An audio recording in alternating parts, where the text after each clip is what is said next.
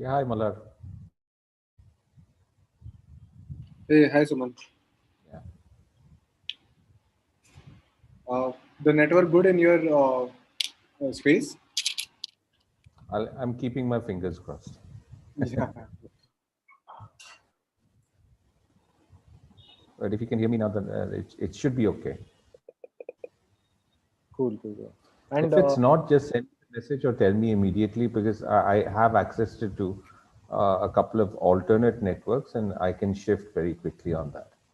okay, okay, I'll do that. Yeah, yeah, yeah. Who all else are on the call? Uh, so the manager of AICSQ, Dr. Shivkiran, and another uh, management member, Dr. Chandra, they are also on the call. I'm not sure if they are actually on the call. I mean, they are muted their screens and this thing. Hi, I'm listening, Malhar. Oh, Okay. okay. Yeah. Yeah, hi. Hi, hi. Hi, Suman sir. Hi. A very good afternoon to you. Yeah, hi, Dr. Shivkiran. Mauli, also can you send a mail to people? Sir? The speakers' details. Yeah, sure, I will share. Mm. Um, uh, do I share the screen or I'll be sharing the screen, right? So, Yes, yes. I think Dr. Chandra will give you the access and then you can share the screen. yeah.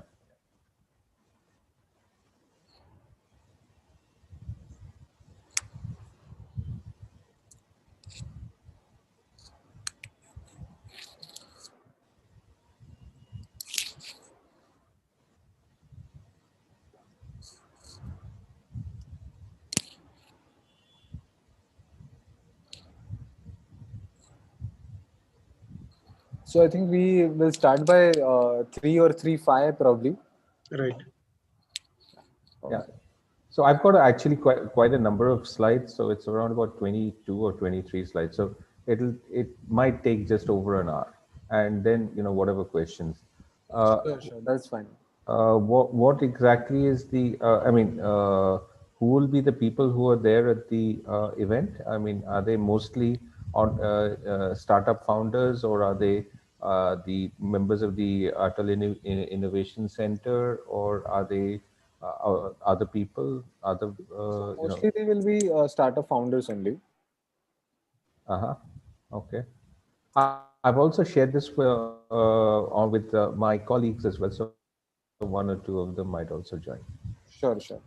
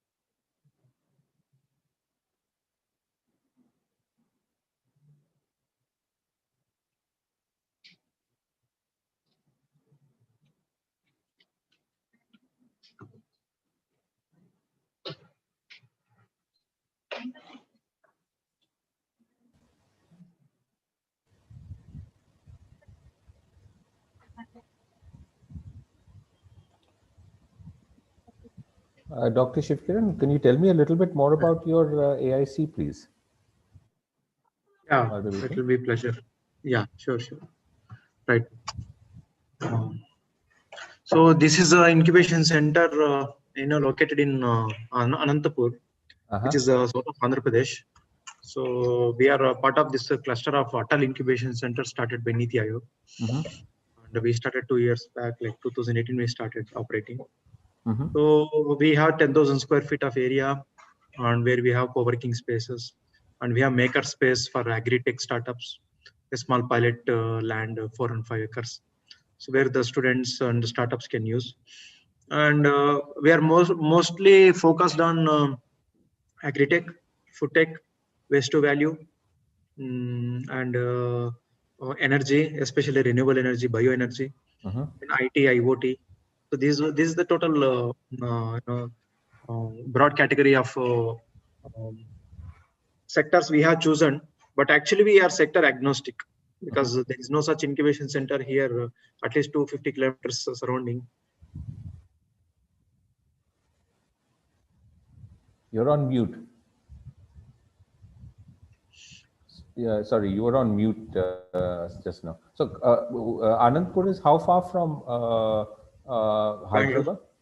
Hyderabad is 60 kilometers, and from Bangalore it is 210. It's in between. Distant. Okay, that's In great. between. Where the nearest airport is Bangalore airport, 2 hours from here. And we are in the very middle of Deccan Plateau, very middle. And we have the very advantage of we least rainfall and least landslides, least torrential rainfalls. So in that way, this is where the northeast monsoon and the both will south. meet, but we won't get the best of both. We get worst of both. So, no, but that's the beauty of this place. That makes the fruits very sweet here. Papaya, Mosambbi, and pomegranates, and we have mangoes. We have GI mangoes, geographical indication. Banginapalli, they call it. Banganapalli, yeah, okay. Banaganapalli, it is basically. It's there only. It's like within Anantapur. Okay. So and fig. Okay. Anju. Yeah, and huge vegetables. Like this is a hub of tomatoes. The best tomatoes in the world, you get it here in Madanpalli. Okay, that's interesting.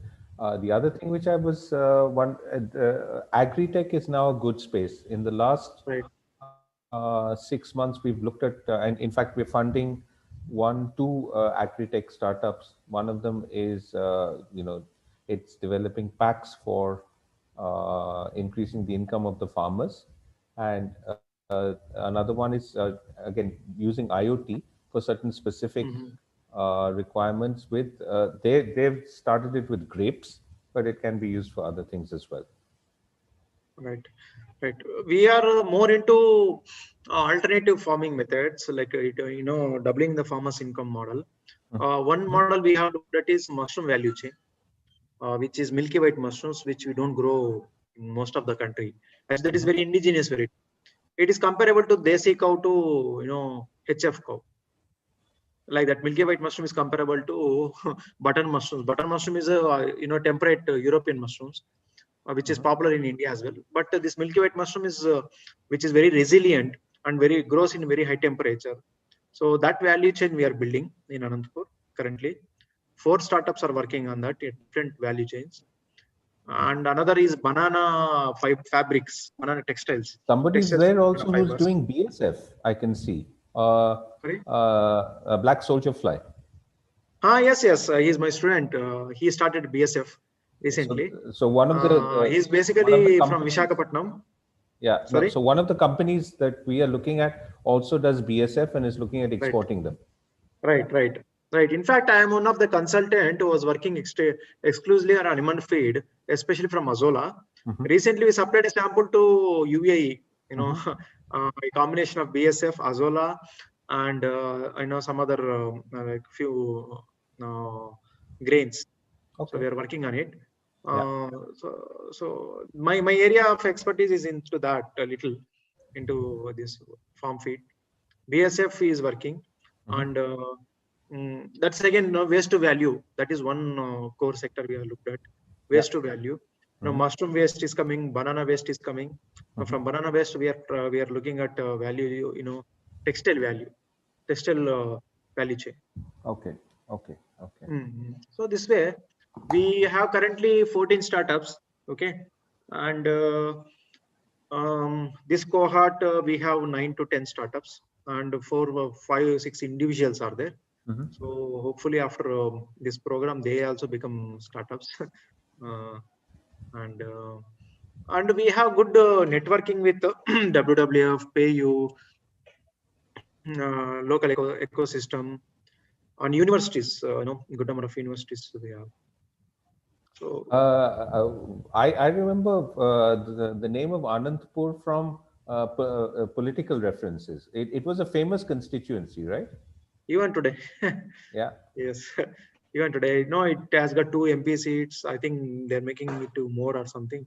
And it's a very big in geography. After I think it's Ladakh, maybe it's second biggest district. You might find this Anantapur. So big it is. End to end, it is around 300 kilometers or something. So it's a politically very powerful place also. So was it part of the Nizam's state, or was it? No, this was not part. Yeah, see, most of the Andhra Pradesh is touched by Nizams, but this part was actually the place where Krishnadevaraya, Vijayanagar Empire. The Vijayanagar Empire was, total. That's why it's called Rayalaseema. Rayal means, Krishnadevaraya. So that's how the Rayalaseema came. Okay, the name. These mostly this Tirupati temple. All these things have been renovated by Krishnadevaraya himself. But I think Hampi is the most famous for. Hampi politically went to Karnataka, but actually geopolitically, still it is Andhra only. People still consider Ballari as part of Andhra. No, but politically it went to Karnataka, but otherwise it's all Hampi, from Hampi to Tirupati to Kanchipuram. It is totally Vijayanagar Empire. Yeah, understood. So I think it's I think just past 3 o'clock. Should I share my screen? You can share, but maybe we'll wait for another couple of 5 minutes maximum. Then we'll. Yeah, sure.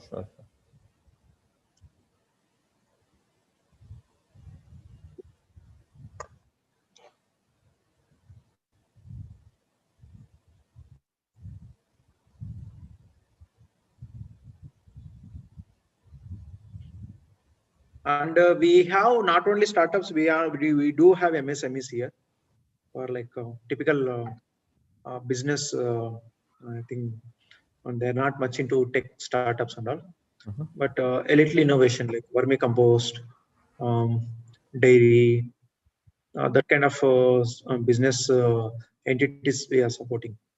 Okay, understood.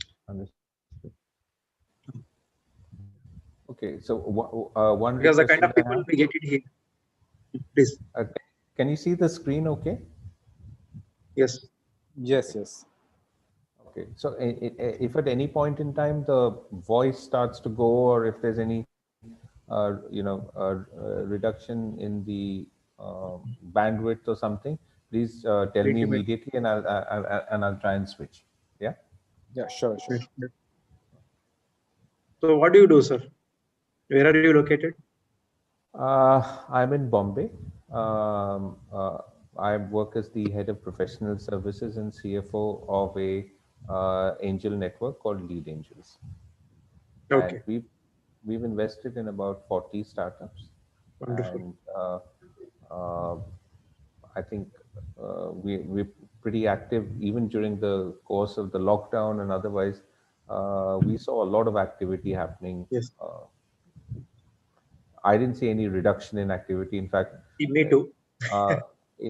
Everybody is working from home, but I think everybody is working very yeah, all are working. Even when the moment lockdown lifted, Anantapur economy has bounced back like you throw a ball on the wall, the same speed it comes back.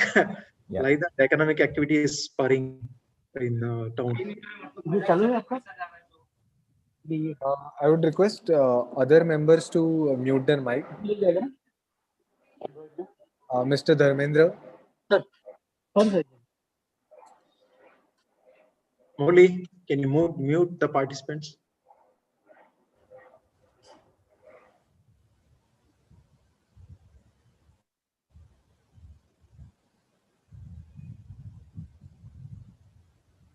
So we also have a startup who is working on composite materials. See, we have one of the largest producers of bananas. Okay, Andhra Pradesh. 7 districts are really leading in banana production: Kadapa, Anantapur, East Godavari, West Godavari, some parts of Kurnool.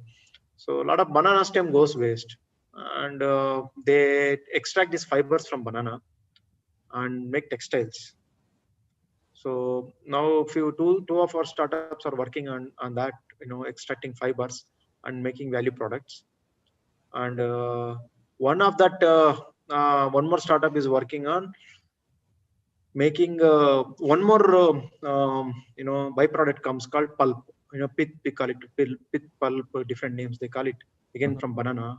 So he's making composite materials for packaging and for furniture. Yeah. So we have a working space where we gave them like 300, 400 square feet of shed, industrial land. Okay, small one. So we have all electricity and everything. So it's all protected area, like small says, okay, a special startup zone called. So we have, so startups can put up their machinery, small pilot scale, try and test their models. And maybe as long as they're in the incubation center, they'll be working on the model and see the traction and how it is going. After 2 years, they may exit. And so that they get protected environment. Yeah, and your cohort is generally from the university itself or from the local area, or it could be anybody? It's a mixed. Say 60 to 70% of them are students and MTech and BTech, pharmacy, that kind of students from surrounding colleges and including our own host institute. Remaining 30% are like from outside who are already doing some business and they want to shift to some local trader who wants to become more like digitized or get into online like that. So it's a mix. And one of the beneficiary is a farmer who is just like 10th class. Okay. He doesn't understand all these nuances of setting up a company and all. So it's doing slow, but we have that kind of people also. Okay. Interesting. Okay, let's start. Yeah, let us start. Malhar, please. Yes. So today, basically, all of us have gathered for a practical session on how to go about valuation. And valuation being one of the most debated questions in the startup ecosystem, I'm sure everyone has multiple doubts about how to go about it. What will investors think about the method that I have chosen?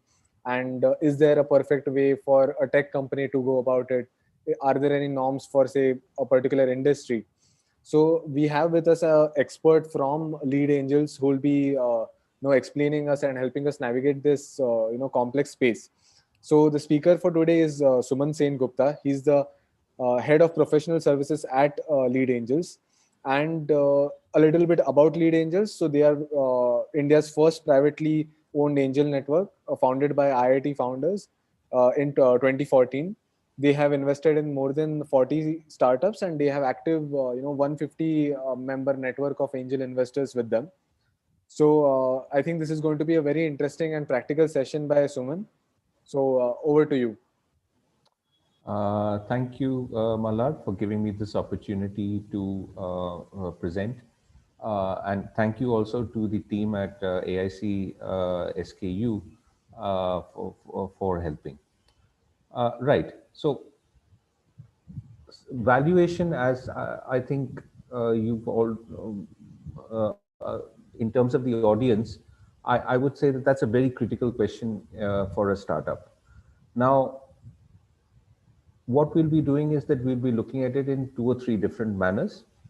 The question of valuation arises only when you talk about raising funds. So it's important to know that the discussion which happens around the raising of funds the discussion which happens about how to do the valuation, the various terms in that, and the various methods.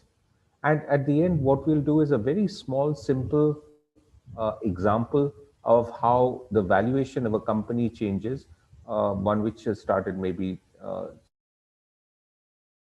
6 months back or a year back, and at each stage, how the valuation is calculated when new elements come in, whether it is angel funding or VC funding or ESOPs, etc., etc.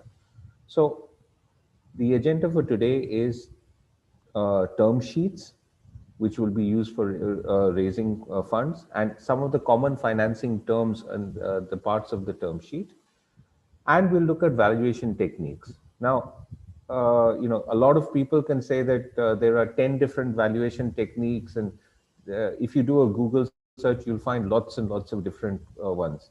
Here I've concentrated on 6 different techniques of valuation. Of that, I think 3 techniques are important, and the other 3 you should definitely know about, uh, and you can use. But apart from that, it's fair to say that there are lots of different techniques which are present, but at the end of the day, you will only concentrate on maybe 2 or 3 of them. So we'll go in a little bit in depth on those. At the end of the presentation, I will be taking any questions which you may have. If at any point in time, and we're all doing work from home now, if you feel that my voice is becoming unclear or the picture is not coming to you properly, please tell me immediately. I'll switch to another network if I can. So with that, let's start. So today the agenda is not just valuation, but the reason for valuation, raising money. Now, the method by which we raise money is through what's known as a term sheet. This is a document which gives the various terms by which investors will finance a startup or any other company. In the Indian context, it's usually what's known as non-binding, i.e., it's not capable of being a commercial contract. Um, Typically what happens is that the term sheet is converted into what's known as a SHA, or subscription and shareholders agreement, which are legally binding documents. And a term sheet generally outlines the headline items, or what's known as the high level summary of the key items in a financing arrangement between 2 parties, the investor group and the startup. So there will be some main sections in each term sheet, and the complexity of the term sheet depends on the how old and how complex the company is, and how many funding rounds it has. Usually at a startup level, the term sheets are very simple and straightforward. At each subsequent round of funding, they become more and more complex because they will have to try and marry the conditions of the earlier rounds with the current round. And there will be obviously many more stakeholders which get involved. So now, let's look at some of the key parts in a term sheet. There are 2 sets of elements here. One is what's known as the economic elements, and one which is the control elements. Now, when a company is small, when it's young, when it's a startup, the focus of the investors is always on the economic elements of the company. As it becomes more complex, more mature, it evolves into a regular company from being a startup, then the investors' concern shifts from just the economic aspects to the control aspects. Now, the reason for this is very simple. As a company becomes more and more large, organizational processes improve, its ability to use capital also improves. So, instead of looking at just the economic elements, you look at the control elements, because you know that the economic elements are partly or mostly taken care of. So what we'll be talking about today, we'll be talking about in the economic side, the valuation, the investment amount, how is it determined, and some typical terms like preemptive rights, tag along, anti-dilution, liquidation preference, and drag along. And lastly, we'll also talk about reserved matters. So these are the key elements in a term sheet. These will, whenever you go to raise money from an investor, these are the things that you will have to have some knowledge about. I'll spend about 5-10 minutes on these, and then we'll go on to the valuation. The first question that you need to ask yourself as an entrepreneur, as a founder, is how much money do I need to raise? You can get wildly different answers depending on the nature of the founder that you are. If you say that I will try to raise as much as possible today so that it keeps me safe for the next 24 months or 36 months, that is also a fair assumption, but you may be raising too much and diluting. If you say that I will raise just enough to take me to the next 3 months or 6 months, and then I'll think again and raise again, well, you have to remember that the funding itself is a process, and it's also depending on the external environment. If somebody had made this sort of statement in, say, January 2020 and said, I will raise every 6 months or so, then obviously he would be in trouble today. So what should you be looking at? You should be raising enough money to be able to go to your next milestone. Now, the next milestone can be anything, but the rule of thumb says that if you're already generating some revenue, then your revenue has to go up by 10 times, i.e. if you're doing 18,000 rupees of revenue in the month of November 2020, then the next milestone that you look at is when you do 1,80,000 of revenue per month. So that's one thing that you can look at. The other thing which you have to remember is that there should be enough equity for future investors, employees. You should not be too dilute. You should, as an investor, we often find that that founders, they understate their requirements. We have a term which we call runway. Runway means the amount of money which is available in the company and how many months of cash burn can it finance. So when we discuss with founders of companies, often they tell me that we have 12 months of runway, or we have 9 months of runway. But that's usually based on certain optimistic assumptions. And if we look at it carefully, their 9 months of runway could actually be only 6 months or maybe even less. So this is something that we need to ensure. And when you say that this is the amount that I need, always keep your most pessimistic assumptions in mind. From the entrepreneur point of view, fundraising is a process which takes time and effort, and it really sucks up your bandwidth as an entrepreneur, bandwidth that you could use for building up the business. So, it also does it for significantly large periods of time. One fundraising exercise may take between 2 to 4 months, maybe sometimes even 6 months. So you will always be on call with the investors for that period of time, and that means that you won't be able to attend to fighting fires on the product development side, or the market development side, or the business development side. So these are the things that you have to look at when you decide on the amount that you need to raise. Now, the next thing that you have to look at is the valuation. That means the amount of shares that you will give in order to get the amount that you require. Now, that depends on the price per share.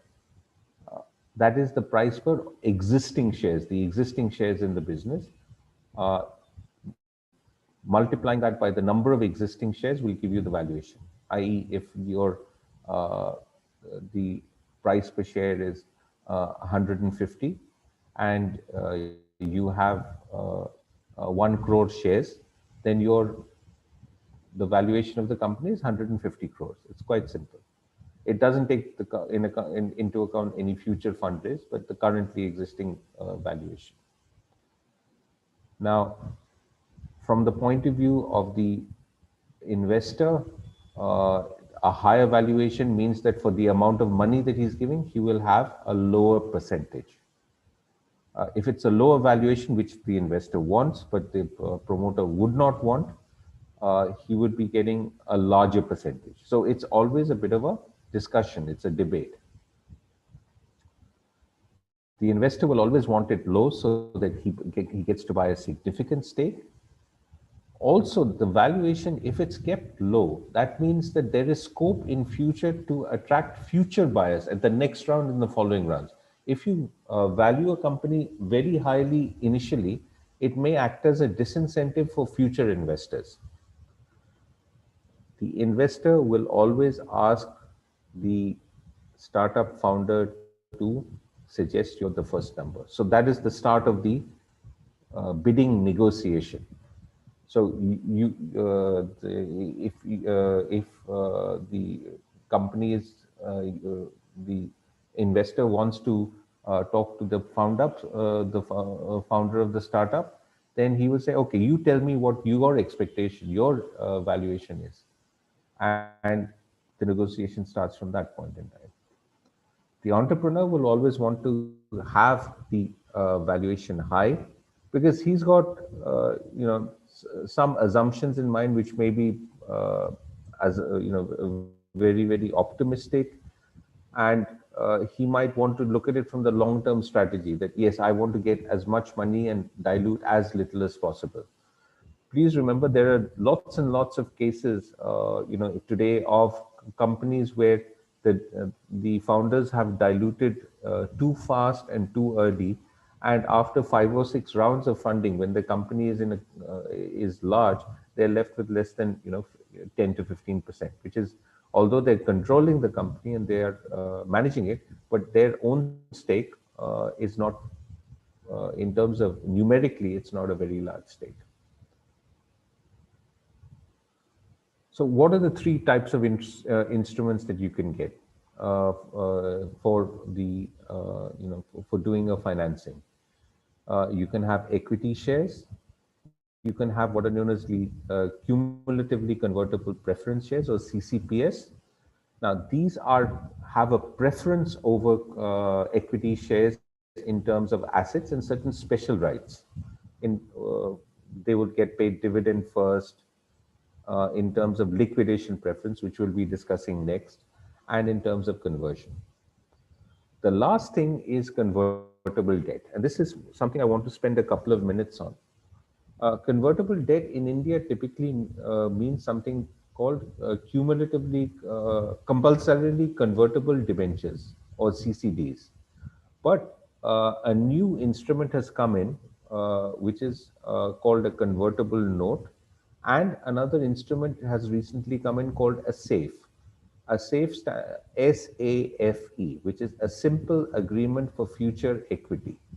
Now, this has come in from a very, very large venture capitalist in the USA called Y Combinator, which was frustrated with the amount of time it took to complete deals from the documentation side. So they built a simple templatized financing agreement. They called it a SAFE, where all the terms are the same for every company. And all you need to do is basically fill in the name of the investors and fill in the name of the company and the amount, and that's it. So this is a debt which converts at a future period to equity. Usually it is pegged to the valuation at the next fundraise. So this is important, and this is something that you will find increasingly. We have got something similar in India. A couple of early stage investors are there who have used what are known as iSafe, and the structure is somewhat coming in.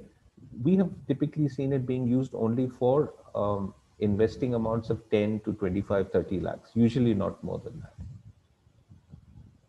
So as an investor, what do I want? I would prefer to have CCPS or preference shares, because then I stand ahead in terms of liquidation and the equity shareholders, and I get certain other rights. And in case the business does well, then I can also convert it into equity.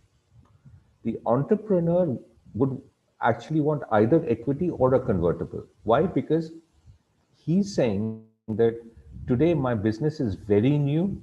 I'm not sure of the exact valuation, so just give me money. And when I go to the next round of valuation, when the company is larger, more well established, its business model is clearly understood by all, then I will, the debt which I get today, I will convert it into equity at a discount to the valuation at the next funding round. So today, if my valuation is not determined, and I know that after 1 year I go in for another valuation and it is at say 5 crores, and the clause for the current round of financing says that these the debt will be convertible at a discount of say 10% to the next round, which is at 5 crores valuation. That means it will be there is an automatic upside which is there because it is converted at 4.5 crores rather than 5 crores. So the next term that we'll talk about is something called liquidation preference. This is more true in the case of preference shares than in the case or convertible debt rather than equity. That means that the investors will get their money back first. If the business fails, it brings the investors to the front of the line. And if the company succeeds, the first amount goes to the investors, and then the balance amount is shared up to with the rest of the founders and the other shareholders. So these are the elements which we have seen.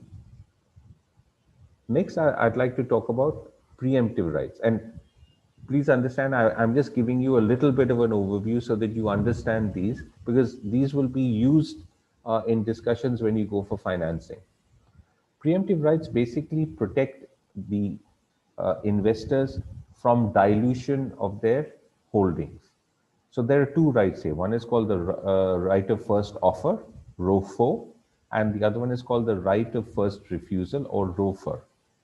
Now, the right of first offer means that if the entrepreneur wants to raise more funds, and he says, okay, I will raise more funds at a particular valuation, he has to first offer it to the existing shareholders who wants to stay invested before he offers it to outside people.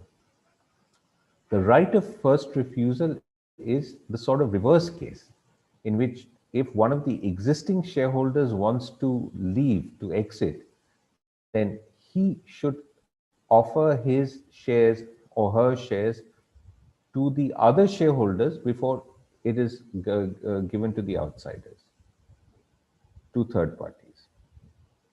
So these are the main preemptive rights. These are rights, these are part of the economic rights which I mentioned right up front, and these are things which the company and the investors look at very closely, especially at the startup stage. The next theme which is there in economic rights is anti-dilution. So if you've sold shares at a valuation of say 5 crores and the company doesn't do too well, or it if it's say a hospitality company and you're in the midst of a lockdown, you need more money, but you will not be able to get the same valuation. You will be getting a valuation say at 4 crores. So that is what is known as a down round. It is selling shares at a lower price than the previous round. In that case, people who have invested at a higher price get more shares, or a change in the conversion ratio to acknowledge or the fact that the valuation is now lower. So it can, in the case of equity, you issue further shares or you adjust the conversion ratio in case of convertible instruments. The other side, on the control side, there is one area which the investor looks at, which is what is known as reserved matters. Reserved matters are those unusual, non-operational matters uh, and relatively exceptional matters over which the investors want to have control over, or at least a veto power, so that the company and the founder cannot take a decision on this without consulting and getting the consent of the investors. So these would include things like changing the capital structure or the board of directors, or borrowing a certain amount, or making a capex, or if they incorporate a subsidiary, or even if you want to incorporate a company which is in another country. All of these are major decisions. These are not by any stretch of the imagination operational decisions. These are one time. These do not happen every. So these sort of things are the ones which the investors want to keep some control over. So the entrepreneur view obviously will try. He says that these will interfere with my ability to run the business. So there is always a little bit of a negotiation and a back and forth on this. But nowadays it's more or less, you try and do this in a manner which is uh, specific to a company, so that you recognize that each company will have different operational and issues, and if you're not covering those operational issues, then they can be put into the reserve matters. Tag along rights, very briefly, is that in case one of the major shareholders sell, then the investor is allowed to tag along with him. And drag along is that if, and this is the after a period of say 4 or 5 years, if the business has not done well, or if uh, the promoters are not able to give an exit to the investors, then the investors take matters into their own hand, and they try and find out a buyer for the company, and they say that the other shareholders, including the founder, and have to leave on the same terms as the investors. So they are dragged along. And this is something which is very, good in practice, in theory, but I've never really seen it used too much in practice. So sometimes you keep certain provisions which are good in law or good to have uh, from a control perspective, but which you may not ever actually use. So with all of these aside, now let's come to the valuation of the startup part. So the first thing that we have to note is that there is a huge difference between valuing a startup and valuing a mature organization. Startups will have little or no revenue or profits, or if at all, and they're in a state of instability. Now, when I say instability, when you look at a normal company and you see their results, they'll say that okay, so and so company has grown 10% in the current year over last year. And for a mature large company, that's considered a very good performance. A startup will sometimes increase by 10% growth every month, because it is on a very, very small base. And like I said right in the beginnings, what do we look at? We look at that between one milestone and the next, a startup should increase its monthly revenue at least by 10 times. So we're looking at a very, very rapid expansion from a small base. Uh, a startup may not have a product fully developed. It may not have what's known as the MVP as yet, minimal viable product.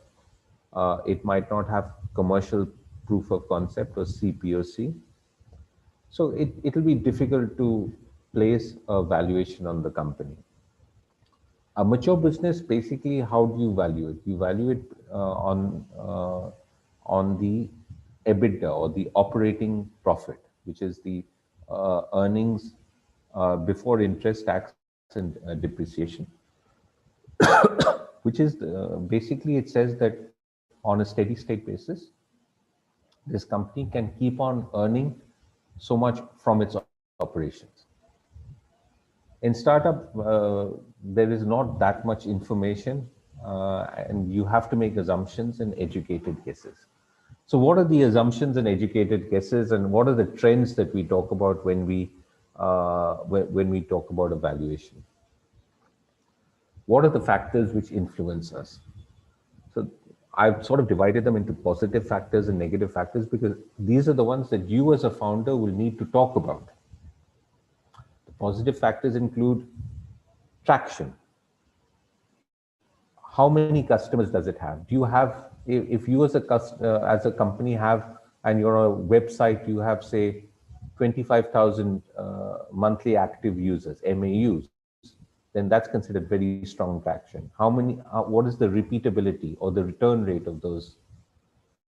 Another important point is that the track record or the quality of the startup founders. If, for instance, they have strong academic credentials, if they have a history of founding and successfully exiting earlier startups, or they have worked at a senior level in the space in which the startup is located, then these are all factors which are important. And that reputation is something that you will that the investor will bank on, because the company itself will not have so much of a track record. It's the owner's track record which is important. You will also look at revenues, but again, revenues are unstable here. The relative supply and demand in a particular sector, and also the hotness of the sector or the hotness of the industry. So we can give 2 or 3 big examples like this. Up to say June 2018, there was the finance, P2P lending, and other small lending startups were very, very prominent. There were lots of them available. There was a huge appetite for amongst the investors to invest in them. Then, because of the ILFS crisis and the other NBFC crises which have happened, that's the finance industry per se went into a deep slump. So the sectors which now are so finance was no longer considered a good sector. In fact, you'll not find too many finance companies now going for investment. And investors on the same side are not interested in investing in them because they view it with doubt. On the other side, today, if you're in agri-tech, like some of you are at AIC SKU, or in medtech, medical technology, or in education tech, edtech, these are sectors which are which are strongly valued today by the investor community. These are also ones which people seem to think will grow very fast because there is a huge potential for growth and aggregation, consolidation, which is possible. Right now, these are very disorganized spaces with lots of small players, and this can be aggregated fast. So these are the 2 factors that we look at. The negative factors, of course, is the poor industry, which is the point I mentioned about the finance sector. Today, there are lots of finance companies which are looking for funds, which had been promoted in the boom period of 2016 to 2018. But obviously, they're not getting funded by new investors. Some of their existing investors are still putting in money, but new investment seems to be lacking. If a company or has one of the first things that we look at is something called the gross margin. If the company is making products, the gross margin means this sale price less the the cost of purchases. So before the warehousing cost and salary costs and all these things, how efficiently do you buy and sell? So if a company has got products which have got a gross margin of say 50% plus, like confectionery or like ice creams or like food, then yes, it's considered a good product, and scalability is looked at. If on the other hand it is a product with low margins, say 10% or 15% margins, then it's not considered a very strong case for investment. So you'll always be looking at what are known as products which have got high value addition. Uh, the converse side is if the manage sometimes people who are blessed with a good idea may not actually be able to execute that good idea. So when we look at the management of a company, we don't just look at the ability to come up with brilliant ideas. You have to prove that the management has the bandwidth and the skill sets to be able to execute that idea. So that's also important. And if the management doesn't have the ability to execute, then that's considered a black mark against them in terms of investment. And the last thing is desperation. Uh, if you're running out of cash, if you've overstated your runway, so that instead of 6 months, you actually only have 3 months of cash, then, and if cash runs out, then, and you have no access to further funding, then you will take whatever deals are available because you need to keep the company going. So you will not be able to try and wait for the best possible deal on valuation. You will try to get the first source of funds to help the company survive and help the business survive. So these are the factors which are there. Um, Please remember the most important thing is the first point here, which is that it is a negotiation and not a calculation. The calculation is important, but end of the day, it is a negotiation which you're doing. You will come from one position, the investor will come from another position, and you will try to meet hopefully in the middle somewhere, but it depending on each other's comparative bargaining positions, you will meet. So, and you're both interested in doing the deal, then some sort of joint or common idea on the valuation will emerge. But it is a negotiation. The startup will be considering the future potential. That is what you have to sell. And the investor will be looking at downside risks in terms of the environment, in terms of technology, in terms of other developments which are there. So usually they will have a very strong, the investor will have a fair idea of the competitive landscape in which a startup is there. So these are the things which we look at. Now, there are two words or two phrases which you will hear a lot. One is the pre-money valuation, which is the valuation into number of shares, uh, into value per share, and the post-money, which is when you add the investor's amount to the existing value. And I'll explain all these terms a little bit later in the example. So now that we've got some idea of how much you should raise, what are the various things that you should look at in terms of valuation, and an idea of some of the things in the term sheet, let's look at some of the valuation techniques that people use. First one that we're going to look at is the most popular for mature businesses, and they are also used for startups, which is the DCF or discounted cash flow. Now,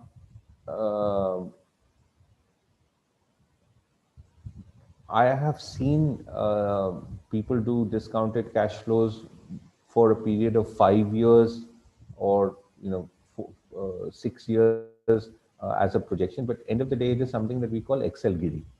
It is just usually at any point in time as a startup, you will have some visibility over the next 12 to 18 months. Usually you will not have visibility beyond that. So if you look at things beyond that period, it may be not, it may not be reflective of what actually happens. So you will forecast based on what are known as the FCF or free cash flows, which is the operating profit less capex or less outgoes on capex, less working capital movement, which is the movement in trade debtors plus the movement in inventory less the movement in trade creditors. And then we take tax. Now the tax here is that the in this particular case we do what's known as a pre-finance uh, free cash flow, which means that the cash flow is determined irrespective of the financing structure, which is it's just based on the operating results of the company. So that's also important. This is one of the methods that we use, but I actually highly recommend the next method, which is the multiplier method, because it's simpler, it's more intuitive, and this is what we look at. Let me give you a simple example. Uh, a company came to us a couple of weeks back, which says that we have 60 lakhs of sales for the period up to March 2020 for the financial year 1920. And next year, which is 2021, which is the current year, our sales are going to be 10 crores. And right now, our monthly sales are around about, say, 45 lakhs. But by the end of the period, by March 2021, it's going to be in excess of over a crore. So we asked him, what sort of valuation are you looking for? So he said that the valuation I'm looking at is 60 crores. So we said, wow, you've just done 60 lakhs of revenue in the last year, and current year you're doing 10 crores of revenue, and you're asking for a valuation of 60 crores. So that means it's 6 times of sales. So typically what we see is, and we say that might be a slightly stretched valuation. What we usually look at is a valuation of around 4 to 5 times of prospective sales or sales going forward. Some of the other things that we also look at is 10 times of projected earnings, future earnings for the future year, EBITDA or operating profit. Now the next line is number of customers into earnings per customer. How is earnings determined? It is lifetime value, LTV, which is usually 3 years of revenue from a customer, 3 or 4 years of revenue, less cost of acquisition of a customer, CAC. So the net revenue that you get per customer into number of customers is the multiplier. And in the US, in Silicon Valley, they also look at $1 million of revenue per engineer. So it can vary. In India, we typically look at the first two and the third, but prominently it's the first two. So these are the ones that are.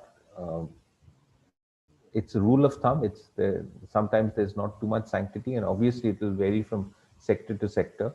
An agri-tech startup will have a different revenue multiple than, say, a SaaS startup. But there are some inferences which can be drawn based on that. Then we look at the median value of startups in the same sector. This is assuming that there are a lot of startups which are in the same sector which have got funding in the recent past. So there are lots of ifs and buts and prior conditions which have to be met. But if we look at the comparables, and we know that there are at least 2 or 3 companies. Like for instance, we had looked at one company which was in the confectionery space, which was making sweets, and it was just a coincidence that just before that, 2 or 3 other companies in the same space had got funded. So some comparables were there, and we took the median value or the average value to arrive at what we thought was the right valuation of the company. The other way, which is this is used more in the West, and the first 3 methods which I've shown you up till now, which is DCF and the comparable method and the multiples method, are the ones which are fairly common in India. But we're also starting to use the scorecard method as well, where you assign weights to different parts of the startup, the founding team, product technology, market. You do a weight and a rating, and based on that, you come up with a multiple, and the average valuation you multiply that multiple, because you're comparing this startup with the average for all the others, and giving it certain and trying to analyze its strengths and weaknesses, doing a SWOT analysis of the startup compared with its competitors. And we, in this particular case, we multiplied by 1.155x compared to the average valuation, which could be, say, for instance, this 3.7 billion.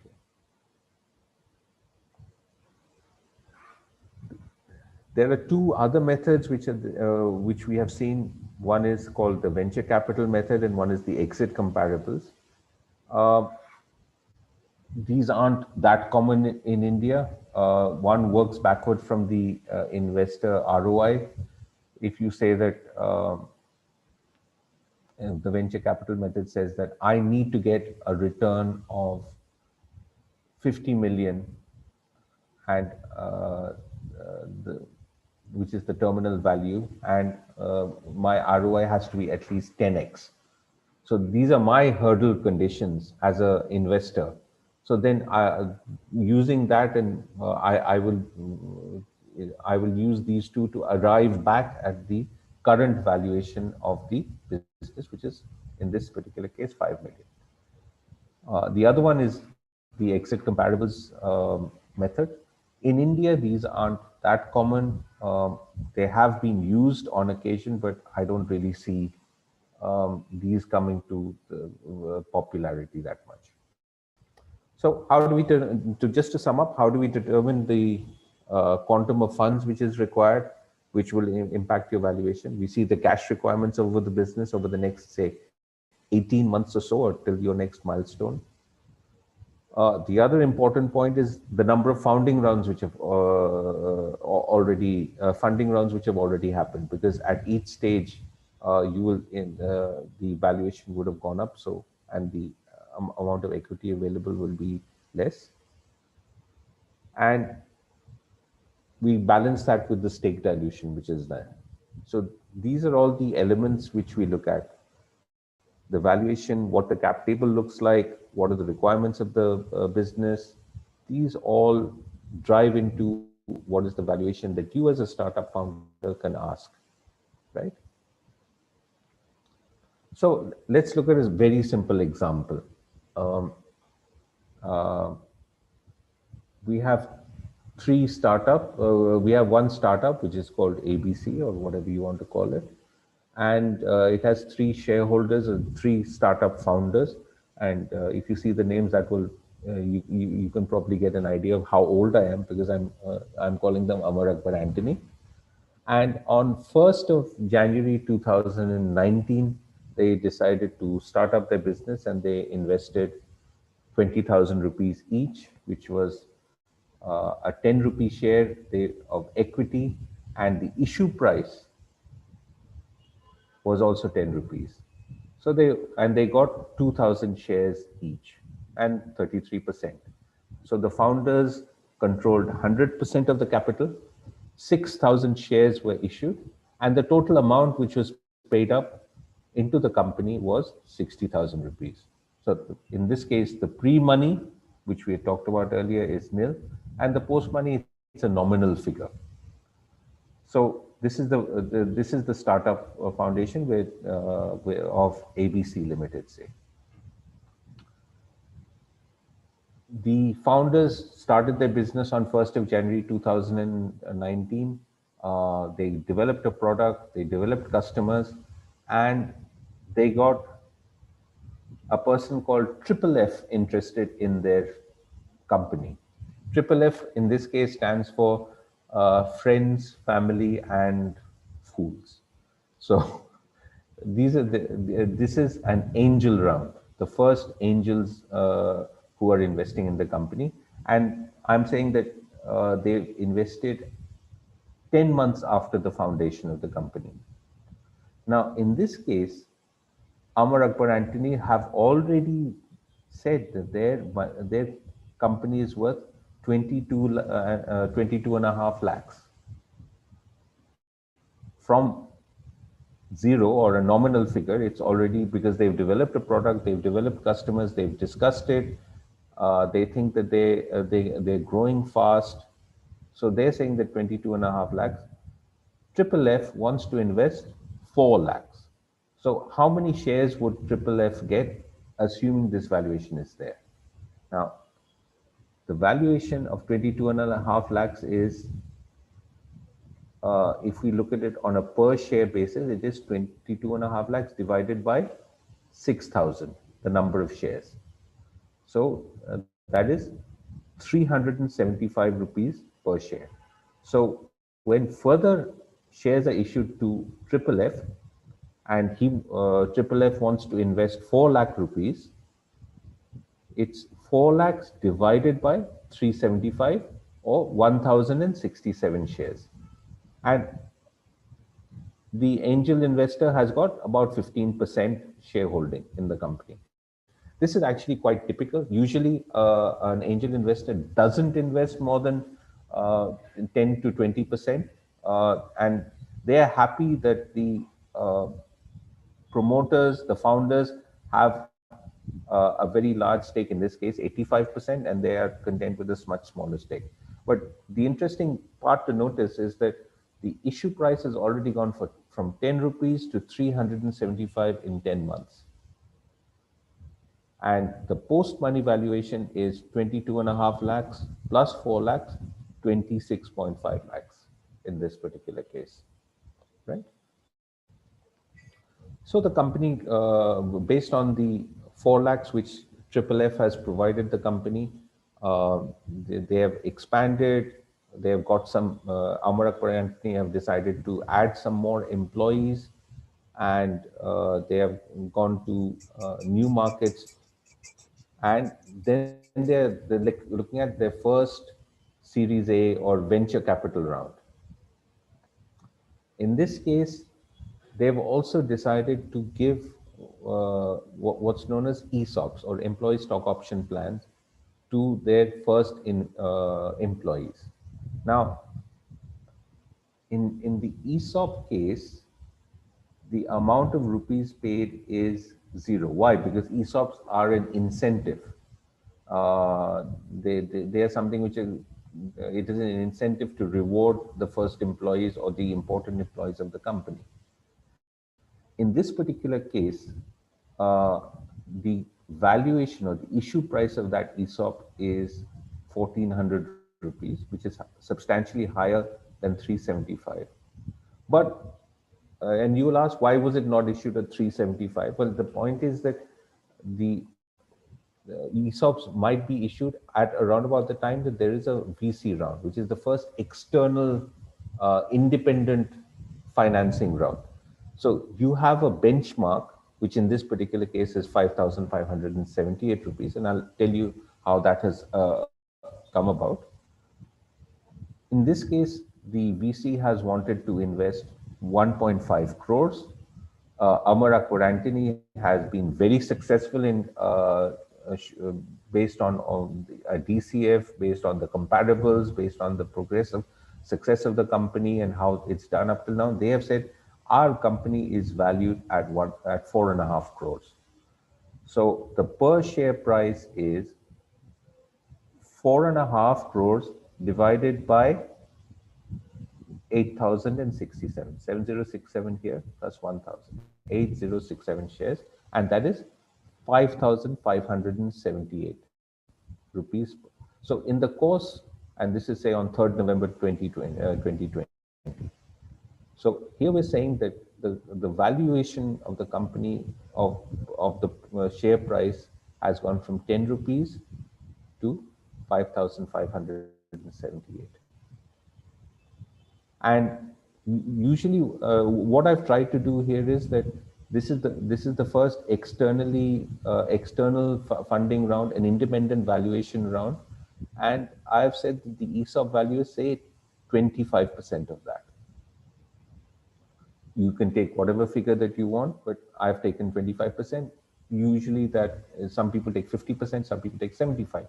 It depends on what you as a founder want to give to your employees, how much of a sweet deal you want to give them.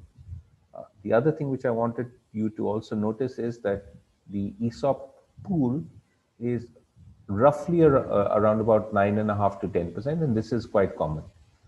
The other thing which I wanted you to notice is that the existing promoters, they still have over 50% of the shares. That is 18.6 times 3. And along with the original angel investor, they have 65.7. The VC himself, and this is quite typical, usually they want to have somewhere around 25 or 26% in stake in the company. They have put in 1.5 crores. So the pre-money valuation is 4.5 crores. 4.5 plus 1.5 is 6 crores, is the post-money valuation. And obviously, now Amara Aqua Anthony are sitting on pots of money. So if you have any, I can send you this simple exercise as an Excel file, and you can take a look at it in case you want to. So now I'm sort of winding up. So what are my major tips which I have? Well, the two sets of suggestions, one for the business and one when you're dealing with investors. In terms of valuation, please remember it's not a zero-sum game. Somebody doesn't have to lose that somebody gains. The investor and the company are all, and the startup founder are all aligned. They all want the company to grow. So it's not that there's a zero-sum game. Please remember that the investor community in India and outside is not a very, very large community. So if you develop a good reputation as a founder, and if you remember the point that I made about the track record of the company, if they have done earlier investments successfully, or even if it's unsuccessful, but they've behaved well with the investors, that's always important. And be honest and considerate. It's a long relationship. An investor will be investing in the company usually for 5 to 7 years. So it should, let's try and make it enjoyable and mutually beneficial for both the parties.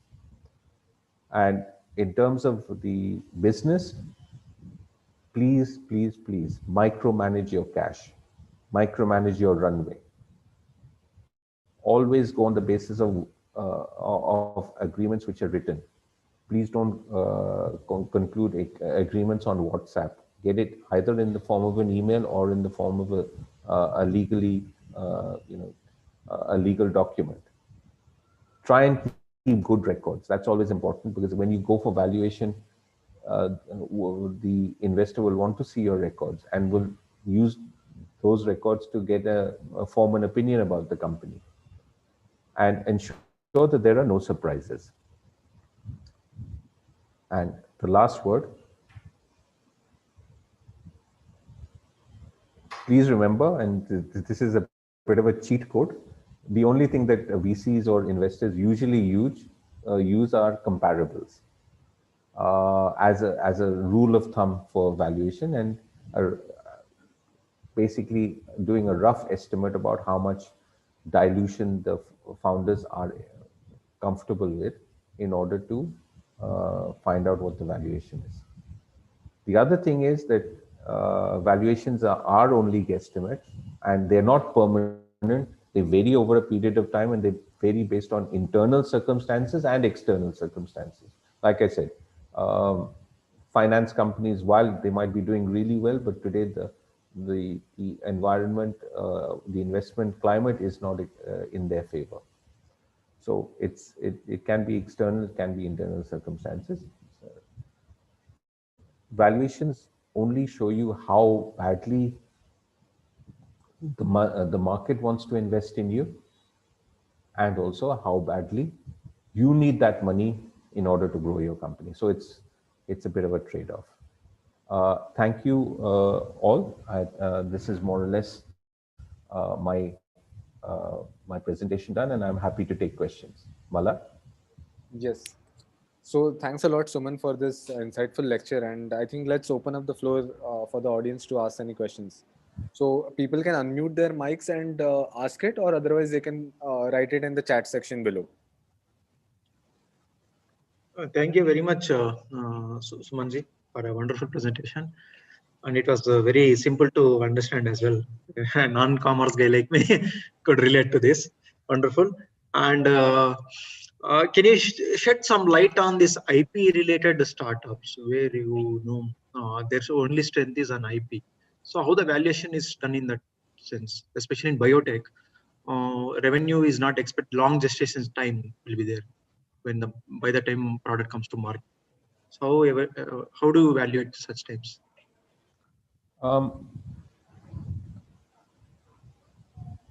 In India, it can be a bit of a problem, and it's actually a really good question. The market, the startup market in India, or the startup, the angel investment in India is still a very young field. In Silicon Valley, startup investing, angel investing happened when Mr. Hewlett and Mr. Packard started in their garage 70 years ago. So what I mean to say here is that there is both width and depth in terms of the sectors. In India, most angel investors are what are known as sector agnostic. That means they will look at different sectors because there's not enough width or depth in each particular field. The reason why I say why it's important here is in India there is no specialized pool of investors for biotech startups. So you will be looking at more or less there is a lot of government support, but if you look at the angel investment angel investor community, it is, I would say, very limited. And in this case, you will what the investor would look at is that how quickly you can utilize the gains of that IP, how commercially viable is that IP, and what is the exit for the company. Exactly. See, you might have an IP, but how long do you want to try and commercially exploit that, and where do you see you exiting? It's important to have that answer to the exit question right at the start of the discussion, principally because of this. Wonderful. Yeah. Thank you. I got some fair idea about that. Yeah. So, but still, I'm not clear about this. How investors would look at IP? Would they also look at royalty from IP? I have seen in some cases in Australia, places they compromise in the share value or equity value, and they would rather take in the IP. I don't know whether that kind of thing has worked in India. That may not be possible to that large extent in India as yet. A lot of what you would see is in these specific circumstances is that instead of looking at you would need to look at specialized investors, HNIs who know that space very well, or micro VCs as we call them. Yes. who know one particular segment quite well because they have that domain knowledge themselves. Right. So, in terms of exploitation of IP in India, uh, it's still at a very nascent Very stage. nascent stage, I should say. Very nascent stage. Here you look at commercially trying to exploit technologies. Um, this is a model which is very common outside. I mean, Yes. uh, University spin-offs, especially. yeah, universities are there, and companies like whether it's IBM or whether it's Qualcomm, Yeah. or they basically have huge revenue flows based on IP. patent Patents. mining. Yeah, but in India, patent mining has not been a very viable business option because usually what happens is that the size of the royalty stream, if you're dependent on India, is not large enough to really, and it may be very far in the future. Right. Like I said, an early stage investor will look for um, Quick. a turnaround in say 3 to 4 years, Which may not and be viable in IP. it won't be viable. I mean, I have a relative who's got a postdoctorate in genetics, and he's looking at things he's got a field of study which is looking at a 50-year program. So Uh, those timelines cannot be treated. The timelines that you're talking about may not always be commercially viable. However, if you can answer two questions, one is that the approximate time it will take to commercially exploit it, the potential of the royalty streams, and the exit clause, exit.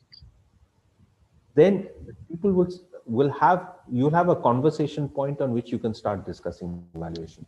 Uh, yes, Otherwise, you won't even have that conversation point. absolutely. Yeah. Thank you. Yeah. So we have one question in the chat section here. What is the best valuation for BSF business, Black Soldier Flag? I actually know a little bit about BSF because one of the companies right now that we are looking to invest in actually is doing a trial production in BSF. Now, BSF per se may be a good field, may be a bad field. Is there a boundary or a condition or a moat that can prevent a new company from getting in? Not really. So the Don't think so. valuation will It's like depend. growing like a brinjal. Hmm? Yeah. So the point here is that what will work in terms of valuation?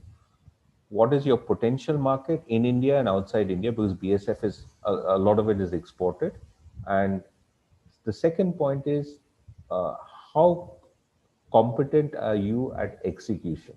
How fast are you at execution of the plans? If you have customers in Europe or the Middle East, how quickly can you serve that demand so that you get that first mover advantage? Your valuation will not be based on it. See, these are not quote unquote rocket science. These have been done in the past. So the thing that drives value in this case is the quality of the execution rather than the technology, unless you have something which is completely different in terms of BSF technology. And this is true of any agri-tech thing. Unless you have some very strong IP, what matters is speed and excellence of execution.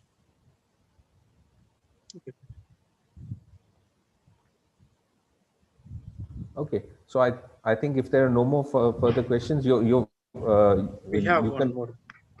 you can always email me at this address, suman@leadangels.in. Our website's also there. But if there's another question, yes, please tell me. So the question is, what are the chances of funding for ideation stage startups, especially in agri-tech sector? Okay,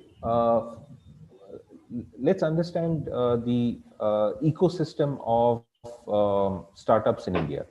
A lot of the startups will get technical proof of concept at a accelerator or an incubator. which is with a scientific organization like an IIT or a NIT or a university.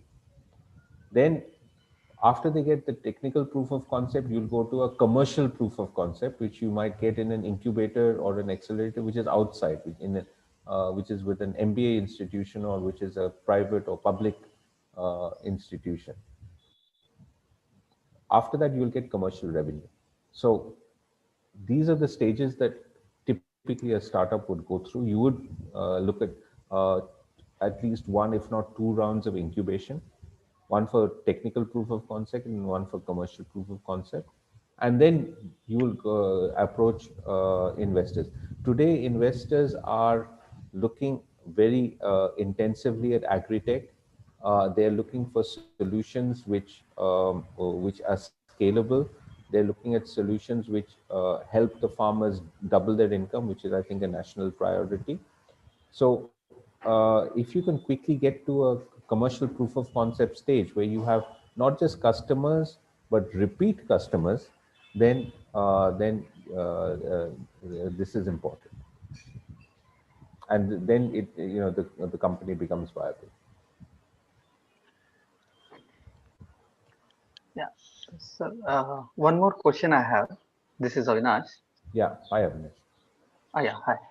Sir, as you mentioned in the valuation DCF or multiplier method or other methods, scorecard method, these, if I see, even the assumptions are made based on the selling proposition or the revenues or profits, in some sense that are there. But when we are approaching angel investors, as you rightly put it, we might have only the idea or a proof of concept. We might not have made any sales, or we might not have had any customer. Okay, but all these are in prospective nature. In that case, the first angel investor, maybe when we move to venture capitalist, we might have some assumptions. I mean, more concrete assumptions, saying that okay, I already have some 10 letter of intents who wants to buy, something like that. But when I'm approaching an angel investor at a proof of concept stage, okay, how do I go for valuation?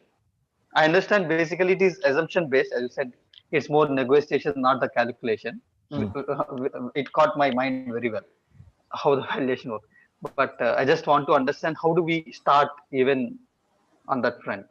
So right now, it would be difficult to come to a valuation without some revenues. Uh, uh, when I say a valuation, a funding valuation. So if you're looking even for angel investment, so then keep the multiple in mind. 5 to 6x of prospective revenues over the next 12 months. If today you're doing a turnover of say 1 lakh a month, and you think that over the period of the next 12 months you will be going up to a total of say 25 or 30 lakhs, look at a valuation of say 6x of that, 1.5, 2 crores, or maybe 5 crores. See, these are all subjective things. If you to that you add maybe something which is to do with the excellence of your founders, or the knowledge level of your founders. If you're looking at a market which is defensible, and you have a first mover advantage, you add some valuation because of that. So these are things that you have to discuss and you have to convince somebody. You can only convince people if you have data. And if you don't have data, then they will look at your track record. Have you done this before? Have you got execution skills? Have you already worked in a company or worked in a startup before? Have you founded a company before and sold it, so that they know that you as a founder already have a lot of the knowledge levels which are required at an early stage company. So these are things that you have to build up. There are different elements and you just have to put it together. You might come up to a figure of 3 crores or 5 crores or whatever, based on the fact that you have something which is defensible, you have IP which gives you an advantage over everybody else, and you have a product which is the customers really want, and they will come to you and nobody else. So this is something that you need to market yourself. essentially. Okay. So as I understand, I mean, just for the clarity's sake, so in the early investment, where from proof of concept, I want to raise some amount of money where I can go for sales. You are saying it's more than the numbers. It is more about how my execution and how my credibility in the Right. execution that I'll be successful is what I have to prove. Yes. Okay. Thank you, sir. The investor has to believe in you. That's why I said that the first angel investors usually are family and friends and fools, of course, but family and friends. So the people who know you, who know your capabilities well. Okay. Yeah.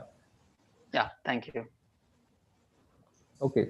Thank you so much for the questions. I enjoyed the session, and Thanks a lot, Suman. yeah. Thanks It a was lot. great having you, and I think any participants can reach out to you, on the contact details that are shared on the screen. Yeah. Correct. Thank you, Mr. Singh, from the side of Atal Incubation Center for the wonderful sessions. Yeah. And I thank Artha and team for bringing such a wonderful speaker and all the members. Malhar, you want to say something? No, I'm good. Right. Okay. Okay. All the participants, thank you very much for your time. Thank you. See you soon. Yeah. Thank you, sir.